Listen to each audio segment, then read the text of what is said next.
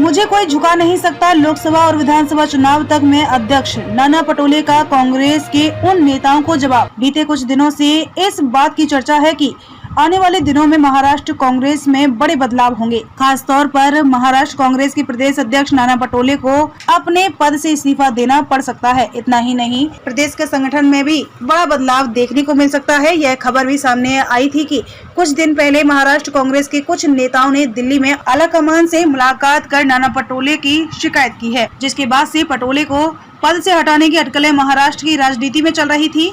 हालांकि सोमवार को नाना पटोले ने पार्टी के अंदर उनका विरोध कर रहे नेताओं को करारा जवाब दिया है। नाना पटोले का यह बयान उन सभी विरोधी नेताओं के लिए फिलहाल एक तगड़ा झटका है।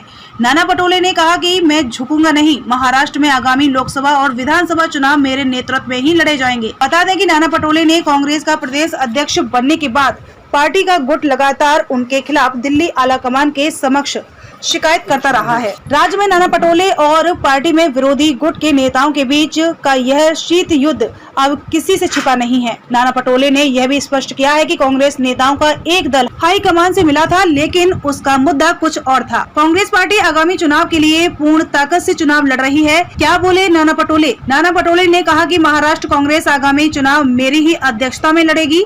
नाना पटोले ने यह भी कहा कि मैं आगामी लोकसभा और विधानसभा चुनाव तक अध्यक्ष के रूप में काम करूंगा। साथ ही नाना पटोले ने कहा कि मुझे कोई झुका नहीं सकता है। कि चर्चा है कि उन्होंने अपने इस बयान के जरिए पार्टी में विरोधियों को करारा जवाब दिया है।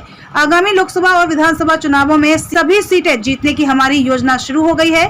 नाना पटोले ने बताया, पुणे लोकसभा उपचुनाव के लिए महाविकास अघाड़ी का फैसला योग्यता के आधार पर होगा। जैसा कि अजित पवार ने कहा कि योग्यता पर कांग्रेस का पलड़ा भारी है।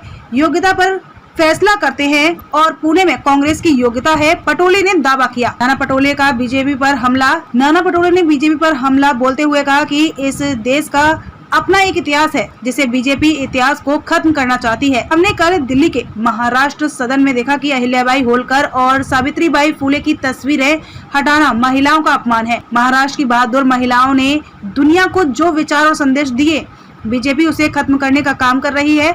हम इस पूरी घटना की निंदा करते हैं और संवैधानिक व्यवस्था को समाप्त करने के लिए बीजेपी की निंदा करते हैं।